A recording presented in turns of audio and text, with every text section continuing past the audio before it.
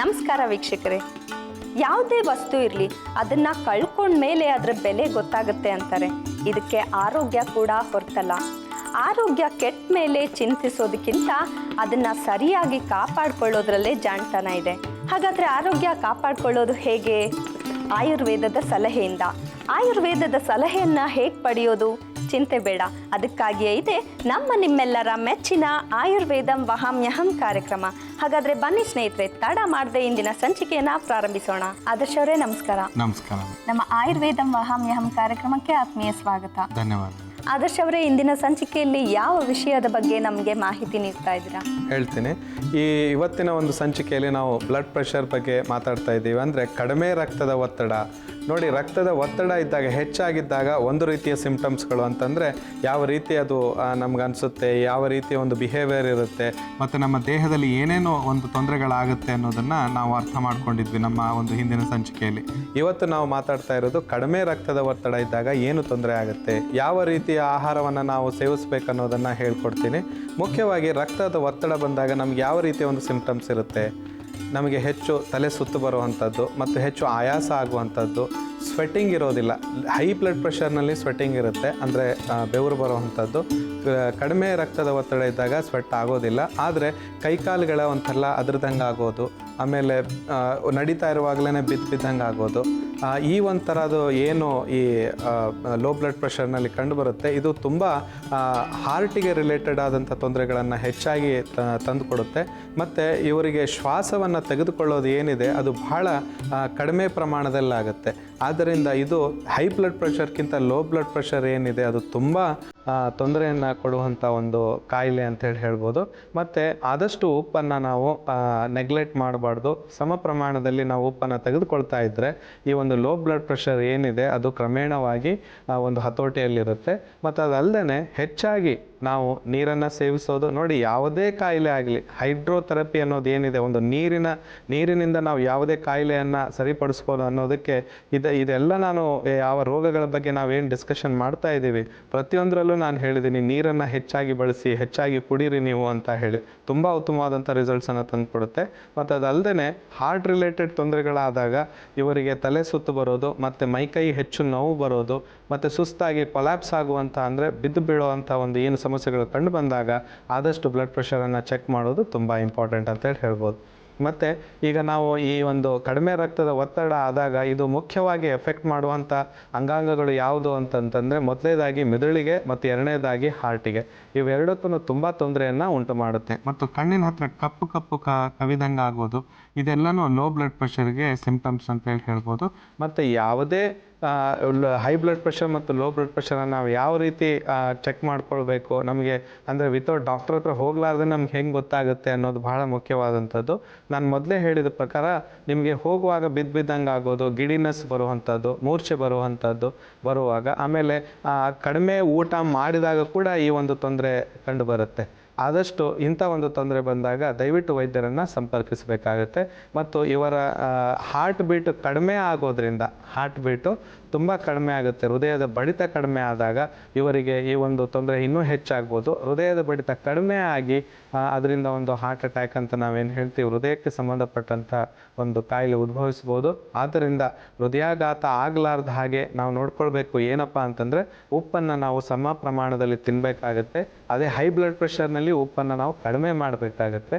ಆದ್ದರಿಂದ ಆದಷ್ಟು ವಾಕ್ ಮಾಡುವಂಥದ್ದು, ಹೆಚ್ಚು ನೀರನ್ನು ಬಳಸ್ತಾ ಇರೋದು, ಆಮೇಲೆ ಹೆಚ್ಚು ಟೆನ್ಷನನ್ನು ತೊಗೊಳಕ್ಕೆ ಹೋಗಬೇಡಿ.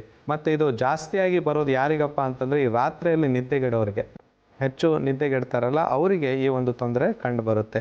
ಆದಷ್ಟು ಹಸಿರು ಸೊಪ್ಪುಗಳನ್ನು ಬಳಸಿ, ಐರನ್ ಇರುವಂಥದ್ದು, ಉಪ್ಪು ಇರುವಂಥದ್ದನ್ನು ಬಳಸಿ. ಆದಷ್ಟು ನೀವು ಈ ಏನು ಪ್ಯಾಕ್ಡ್ ಫುಡ್ಸ್ ಅಂತ ಏನು ಬರುತ್ತೆ, ಅದರಲ್ಲಿ ನೈಟ್ರೇಟ್ಸ್ ಹಾಕಿರ್ತಾರೆ, ಆ ಫುಡ್ಗಳನ್ನು ಮಾತ್ರ ನೀವು ಕನ್ಸ್ಯೂಮ್ ಮಾಡೋಕ್ಕೆ ಹೋಗಬೇಡಿ.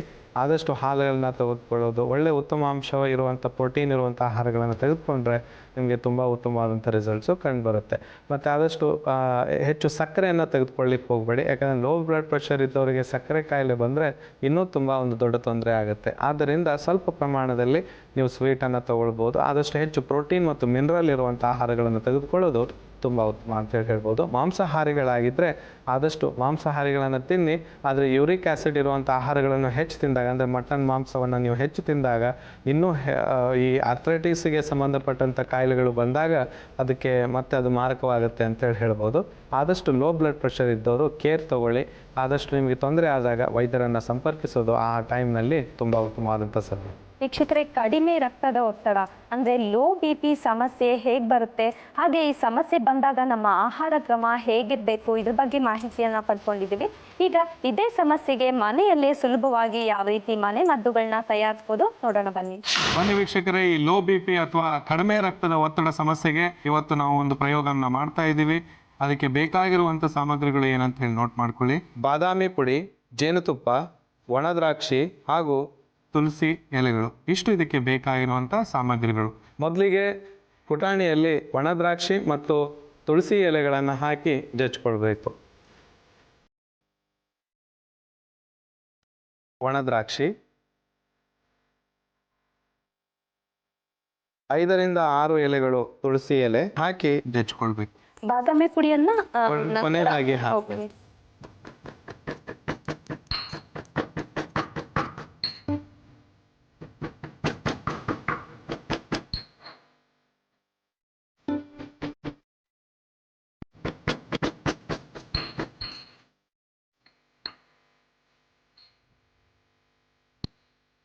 ಈಗ ಇದಕ್ಕೆ ನಾವು ಬಾದಾಮಿ ಪುಡಿಯನ್ನು ಹಾಕೊಳ್ಬೇಕು. 1 ಟೀ ಸ್ಪೂನ್ ಅಷ್ಟು ಬಾದಾಮಿ ಪುಡಿ.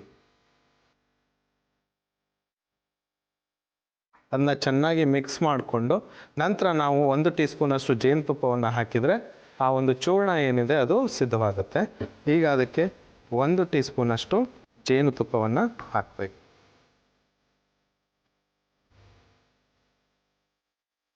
ಈಗ ಇದನ್ನು ಚೆನ್ನಾಗಿ ಮಿಕ್ಸ್ ಮಾಡ್ಕೊಳ್ಬೇಕಾಗುತ್ತೆ.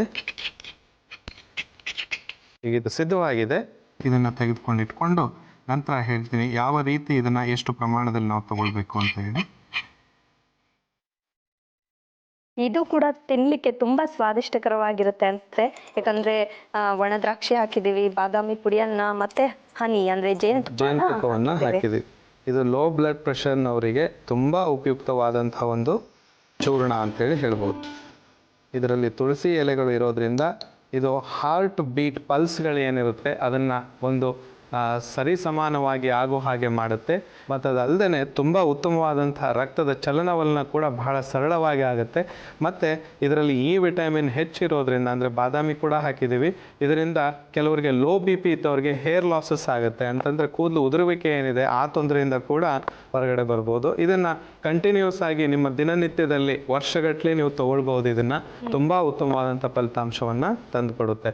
ಈಗ ಈ ಬಾದಾಮಿ ಪುಡಿ, ತುಳಸಿ ಎಲೆ, ಒಣ ದ್ರಾಕ್ಷಿ ಹಾಗೂ ಜೇನುತುಪ್ಪದಿಂದ ತಯಾರಿಸಿದಂಥ ಚೂರ್ಣ ಸಿದ್ಧವಾಗಿದೆ. ಕಡಿಮೆ ರಕ್ತದೊತ್ತಡಕ್ಕೆ ಮನೆ ಔಷಧ. ಬೇಕಾಗಿರುವ ಸಾಮಗ್ರಿಗಳು: ಬಾದಾಮಿ ಪುಡಿ, ಜೇನುತುಪ್ಪ, ಒಣ ದ್ರಾಕ್ಷಿ ಮತ್ತು ತುಳಸಿ ಎಲೆ. ತಯಾರಿಸುವ ವಿಧಾನ: ಪುಟಾಣಿಗೆ ಒಣ ದ್ರಾಕ್ಷಿ ಮತ್ತು ತುಳಸಿ ಎಲೆಯನ್ನು ಹಾಕಿ ಚೆನ್ನಾಗಿ ಕುಟ್ಟಿ, ಬಾದಾಮಿ ಪುಡಿ ಹಾಕಿ ಮಿಕ್ಸ್ ಮಾಡಿಕೊಂಡು ಜೇನುತುಪ್ಪವನ್ನು ಹಾಕಿ ಮಿಕ್ಸ್ ಮಾಡಿಕೊಂಡರೆ ಕಡಿಮೆ ರಕ್ತದೊತ್ತಡಕ್ಕೆ ಮನೆ ಔಷಧ ಸಿದ್ಧ. ವೀಕ್ಷಕರೇ, ನೋಡಿದ್ವಲ್ಲ ಈ ಲೋ BP ಸಮಸ್ಯೆಗೆ ಅಂದರೆ ಕಡಿಮೆ ರಕ್ತದ ಒತ್ತಡದ ಸಮಸ್ಯೆಗೆ ಯಾವ ರೀತಿ ಸುಲಭವಾಗಿ ಒಂದು ಮನೆ ಔಷಧ ಸಿದ್ಧಪಡಿಸ್ತೀವಿ ಅಂತ. ಸ್ನೇಹಿತರೆ, ಬನ್ನಿ ಈ ಲೋ BP ಸಮಸ್ಯೆಗೆ ಮತ್ತೊಂದು ಮನೆ ಔಷಧನ ಹೇಗೆ ತಯಾರಿಸೋದು, ಅದಕ್ಕೆ ಏನೆಲ್ಲ ಸಾಮಗ್ರಿಗಳು ಬೇಕಾಗುತ್ತೆ ಅನ್ನೋದನ್ನ ತಿಳ್ಕೊಳ್ಳೋಣ. ಬನ್ನಿ ವೀಕ್ಷಕರೇ, ಈ ಲೋ BPಗೆ ಇನ್ನೊಂದು ಕಷಾಯವನ್ನು ಮಾಡಿ ತೋರಿಸ್ತಾ ಇದ್ದೀನಿ. ಇದಕ್ಕೆ ಬೇಕಾಗಿರುವಂಥ ಸಾಮಗ್ರಿಗಳು ಏನಂತೇಳಿ ಒಂದ್ಸಾರಿ ನೋಟ್ ಮಾಡ್ಕೊಳ್ಳಿ. ಹಾಲು, ಜ್ಯೇಷ್ಠಮಧು, ಪುದೀನ ಸೊಪ್ಪಿನ ಪೇಸ್ಟ್, ತುಳಸಿ ಎಲೆ ಹಾಗೂ ಜೇನುತುಪ್ಪ, ಇಷ್ಟು ಇದಕ್ಕೆ ಬೇಕಾಗಿರುವಂಥ ಸಾಮಗ್ರಿಗಳು. ಬನ್ನಿ, ಇದಕ್ಕೆ ಮೊದಲೇದಾಗಿ ನಾವು ಕಾದ ಪಾತ್ರೆಗೆ ಅರ್ಧ ಗ್ಲಾಸಿನಷ್ಟು ಹಾಲನ್ನು ಹಾಕ್ಕೊಳ್ಬೇಕು. ಇದಕ್ಕೆ ಈಗ ಮೊದಲೇದಾಗಿ ಜ್ಯೇಷ್ಠಮಧುವನ್ನು 1 ಚಿಟಿಕೆಯಷ್ಟು ಹಾಕ್ಕೊಳ್ಬೇಕು. ಹಾಕಿ ಇದನ್ನು ಮಿಕ್ಸ್ ಮಾಡಿಕೊಳ್ಬೇಕು. ಮತ್ತು ಇದಕ್ಕೆ 1/4 ಚಮಚದಷ್ಟು ಪುದೀನ ಸೊಪ್ಪಿನ ಪೇಸ್ಟ್,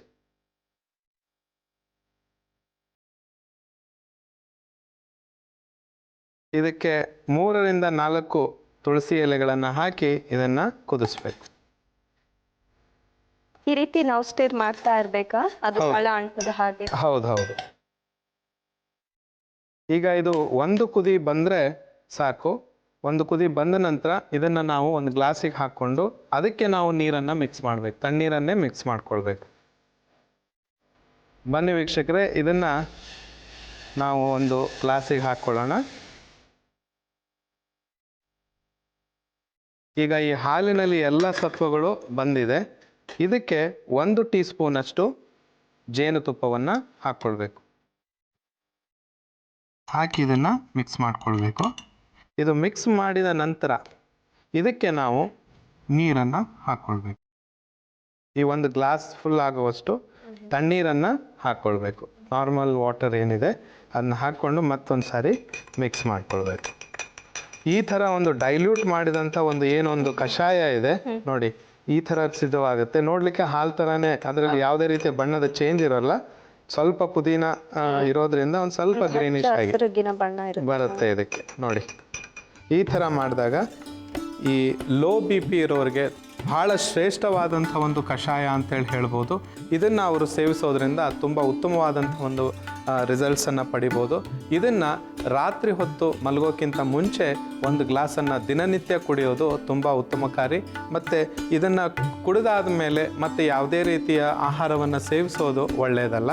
ಮತ್ತು ನಿಮ್ಮ ಆಹಾರ ಪದ್ಧತಿಯಲ್ಲಿ ಸ್ವಲ್ಪ ಉಪ್ಪಿನ ಅಂಶವನ್ನು ಜಾಸ್ತಿ ಇಟ್ಕೊಳ್ಬೇಕಾಗತ್ತೆ ಲೋ ಬಿ ಪಿ ಇರೋರು. ಮತ್ತು ಕ್ರಮೇಣವಾಗಿ ಇದು ನಿಮ್ಮ ಒಂದು ಲೋ ಬಿ ಪಿಯನ್ನು ಕರೆಕ್ಟಾಗಿ ಮಾಡಲಿಕ್ಕೆ ಒಂದು ಸ್ವಲ್ಪ ಸಮಯವನ್ನು ತಗೊಳುತ್ತೆ. ಆದ್ದರಿಂದ 2 ದಿವಸ ಕುಡಿದೆ 3 ದಿವಸ ಕುಡಿದೆ ಅಂತಲ್ಲ, ಇದನ್ನು ಒಂದು 30 ರಿಂದ 45 ದಿವಸಗಳ ಕಾಲ ಕ್ರಮೇಣವಾಗಿ ನೀವು ಕುಡಿತಾ ಬಂದರೆ ಡೈಲಿ ತುಂಬ ಉತ್ತಮ ರಿಸಲ್ಟ್ಸನ್ನು ನೀವು ಪಡಿಬೋದು. ವೀಕ್ಷಕರೇ, ಈ ಲೋ ಬಿ ಪಿಗೆ ಮತ್ತೊಂದು ಕಷಾಯವನ್ನು ನಾನು ಇವತ್ತು ಹೇಳ್ಕೊಟ್ಟಿದ್ದೀನಿ. ಅದೇನಪ್ಪ ಅಂತಂದರೆ ಹಾಲು, ಜ್ಯೇಷ್ಠ ಮಧು, ತುಳಸಿ ಎಲೆ ಹಾಗೂ ಈ ಪುದೀನಾ ಪೇಸ್ಟ್ ಮತ್ತು ಜೇನುತುಪ್ಪ ಹಾಲಿನಲ್ಲಿ ಬೆರೆಸಿದಂಥ ಕಷಾಯ ಸಿದ್ಧವಾಗಿದೆ. ಆದರ್ಶ್ ಅವರೇ, ಸಾಮಾನ್ಯವಾಗಿ ಈ ಲೋ ಬಿ ಪಿ ಸಮಸ್ಯೆ ಬಂದಾಗ ಅವರಿಗೆ ತಲೆ ಸುತ್ತಿನ ಸಮಸ್ಯೆ ಕೂಡ ಎದುರಾಗುತ್ತೆ. ಆ ಸಮಸ್ಯೆ ಎದುರಾದಾಗ ಯಾವೊಂದು ಪದಾರ್ಥ, ಯಾವೊಂದು ಸಾಮಗ್ರಿ ಬಳಸೋದ್ರಿಂದ ಇದರಿಂದ ಅವರು ಹೊರಬರ್ಬೋದು? ಈಗ ನೋಡಿ, ಇಷ್ಟನ್ನು ನಾವು ಯೂಸ್ ಮಾಡಿದ್ದೀವಿ. ಇಲ್ಲಿ ತುಳಸಿ ಎಲೆ ಏನಿದೆ ಅದು ಬಹಳ ಮುಖ್ಯವಾದಂಥ ಒಂದು ಕೆಲಸವನ್ನು ಮಾಡುತ್ತೆ. ಬ್ರೈನಿಗೆ ಸಂಬಂಧಪಟ್ಟಂಥ ನರ್ವಸ್ ಸಿಸ್ಟಮನ್ನು ಇನ್ನೂ ಚೆನ್ನಾಗಿ ಅದನ್ನು ವರ್ಕ್ ಮಾಡೋ ಹಾಗೆ ಮಾಡುವಂಥದ್ದೇ ತುಳಸಿ ಎಲೆ. ತುಳಸಿ ಎಲೆಯನ್ನು ನಾವು ಎಲ್ಲ ಮನೆ ಔಷಧಿಗಳಲ್ಲಿನೂ ಹೆಚ್ಚಾಗಿ ಯೂಸ್ ಮಾಡಿದ್ದೀವಿ. ಎಂಥ ಒಂದು ಶ್ರೇಷ್ಠವಾದದ್ದು ಅಂತ ಹೇಳಿ ಹೇಳ್ಕೊಡುತ್ತೆ ಅದು. ಅದ್ರ ಜೊತೆ ನಾವು ಜೇನುತುಪ್ಪವನ್ನು ಕೂಡ ಹಾಕಿದ್ದೀವಿ. ಜೇನುತುಪ್ಪ ನಾನು ಮೊದಲೇ ಹೇಳಿದ ಹಾಗೆ ರಕ್ತದ ಚಲಿತ ಮತ್ತು ರಕ್ತದ ಶುದ್ಧಿ ಬಹಳ ಬೇಗ ಆಗುತ್ತೆ ಮತ್ತು ಒಳ್ಳೆ ರೀತಿಯಲ್ಲಿ ಆಗೋದ್ರಿಂದ ಅದನ್ನು ಬಳಸಿದ್ದೀವಿ. ಮತ್ತು ಹಾಲು ತುಂಬ ಉತ್ತಮವಾದಂಥ ಒಂದು ಲ್ಯಾಕ್ಟಿಕ್ ಆ್ಯಸಿಡ್ ಅದರಲ್ಲಿ ಇರೋದ್ರಿಂದ ಅದು ಈ ರಕ್ತದ ಸ್ರಾವ ಏನಿದೆ, ಆಮೇಲೆ ಹೃದಯದ ಬಡಿತವನ್ನು ತುಂಬ ಸರಿಯಾಗಿ ಕಂಟ್ರೋಲ್ನಲ್ಲಿ ತರುತ್ತೆ ಅಂತೇಳಿ ಹೇಳ್ಬೋದು. ಆದ್ದರಿಂದ ಈ ಲೋ ಬಿ ಪಿ ಅವರಿಗೆ ಈ ಮುಖ್ಯವಾದಂಥ ತುಳಸಿ, ಜೇನುತುಪ್ಪ ಮತ್ತು ಹಾಲು ಇದರಲ್ಲಿ ನಾನು ಯೂಸ್ ಮಾಡಿದ್ದೀನಿ. ಹಾಗೆ ಆದರ್ಶ್ ಅವರೇ, ಇದರಲ್ಲಿ ನಾವು ಜ್ಯೇಷ್ಠ ಮಧುವನ್ನು ಬಳಸ್ತಾ ಇದ್ದೀವಿ. ಇದು ಏನು ಪಾತ್ರ ವಹಿಸುತ್ತೆ? ಇದರ ಪ್ರಯೋಜನಗಳೇನು? ಈಗ ಮುಖ್ಯವಾಗಿ ಇವರಿಗೆ ಒಂಥರ ಅಶಕ್ತತನ ಬಂದಾಗ ಮತ್ತು ಅವರಿಗೆ ಆಹಾರದ ಸೇವನೆ ಸರಿಯಾಗಿ ಆಗ್ತಾ ಇಲ್ಲ ಅಂಥ ಟೈಮ್ನಲ್ಲಿ ಈ ಒಂದು ಜ್ಯೇಷ್ಠ ಮಧು ಏನಿದೆ ಇದು ತುಂಬ ಉಪಯೋಗಕಾರಿ ಅಂತೇಳಿ ಹೇಳ್ಬೋದು. ಮತ್ತು ರಕ್ತದ ಒತ್ತಡವನ್ನು ಈ ಹೃದಯ ಕರೆಕ್ಟಾಗಿ ಮಾಡಬೇಕು, ಆ ಒಂದು ಫಂಕ್ಷನ್ನಿಗೆ ಇದು ಹೆಲ್ಪ್ ಆಗುತ್ತೆ. ತುಂಬ ಉಪಯುಕ್ತವಾದಂಥದ್ದು ಅಂತೇಳಿ ಹೇಳ್ಬೋದು. ಮತ್ತು ಇದರಲ್ಲಿ ಪುದೀನಾದ ಎಲೆಯ ಒಂದು ಪೇಸ್ಟನ್ನು ನಾವಿಲ್ಲಿ ಯೂಸ್ ಮಾಡಿದ್ದೀವಿ. ಪುದೀನಾ ಪೇಸ್ಟ್ ಕೂಡ ನಿಮ್ಮ ಡೈಜೆಷನ್ಗೆ, ಯಾವುದೇ ಆಹಾರವನ್ನು ನಾವು ತೆಗೆದುಕೊಂಡಾಗ ಡೈಜೆಷನ್ಗೆ ತುಂಬ ಉಪಯುಕ್ತವಾದಂಥದ್ದು. ಅದೇ ರೀತಿ ಜ್ಯೇಷ್ಠ ಮಧುನು ಕೂಡ ಡೈಜೆಷನ್ಗೆ ತುಂಬ ಹೆಲ್ಪ್ ಮಾಡುತ್ತೆ. ಆದ್ದರಿಂದ ಇವೆಲ್ಲ ಸಾಮಗ್ರಿಗಳನ್ನು ಈ ಲೋ ಬಿ ಪಿ ಇದ್ದವರು ತೆಗೆದುಕೊಂಡ್ರೆ ತುಂಬ ಉಪಯೋಗಕಾರಿ. ಈಗ ಈ ಲೋ ಬಿ ಪಿ ಅವರಿಗೆ ತುಂಬ ಉಪಯೋಗಕಾರಿಯಾದಂಥ ಜ್ಯೇಷ್ಠ ಮಧು, ತುಳಸಿ ಎಲೆ, ಪುದೀನ ಸೊಪ್ಪಿನ ಪೇಸ್ಟ್ ಮತ್ತು ಹಾಲು ಹಾಗೂ ಜೇನುತುಪ್ಪವನ್ನು ಉಪಯೋಗಿಸಿದಂಥ ಈ ಒಂದು ಕಷಾಯ ಸಿದ್ಧವಾಗಿದೆ. ಕಡಿಮೆ ರಕ್ತದೊತ್ತಡಕ್ಕೆ ಮನೆ ಔಷಧ. ಬೇಕಾಗಿರುವ ಸಾಮಗ್ರಿಗಳು: ಹಾಲು, ಜ್ಯೇಷ್ಠ ಮಧು, ಪುದೀನಾ ಪೇಸ್ಟ್, ತುಳಸಿ ಎಲೆ ಮತ್ತು ಜೇನುತುಪ್ಪ. ತಯಾರಿಸುವ ವಿಧಾನ: ಕಾಯಲಿಟ್ಟ ಪಾತ್ರೆಗೆ ಹಾಲು, ಜ್ಯೇಷ್ಠ ಮಧುವನ್ನು ಹಾಕಿ ಮಿಕ್ಸ್ ಮಾಡಿಕೊಳ್ಳಿ. ನಂತರ ಪುದೀನಾ ಪೇಸ್ಟ್ ಮತ್ತು ತುಳಸಿ ಎಲೆಯನ್ನು ಹಾಕಿ ಮಿಕ್ಸ್ ಮಾಡಿ ಒಂದು ಲೋಟಕ್ಕೆ ಸೋಸಿಕೊಂಡು ಜೇನುತುಪ್ಪವನ್ನು ಹಾಕಿ ಮಿಕ್ಸ್ ಮಾಡಿಕೊಳ್ಳಿ. ನಂತರ ನೀರನ್ನು ಹಾಕಿ ಮತ್ತೊಮ್ಮೆ ಮಿಕ್ಸ್ ಮಾಡಿಕೊಂಡರೆ ಕಡಿಮೆ ರಕ್ತದೊತ್ತಡಕ್ಕೆ ಮನೆ ಔಷಧ ಸಿದ್ಧ.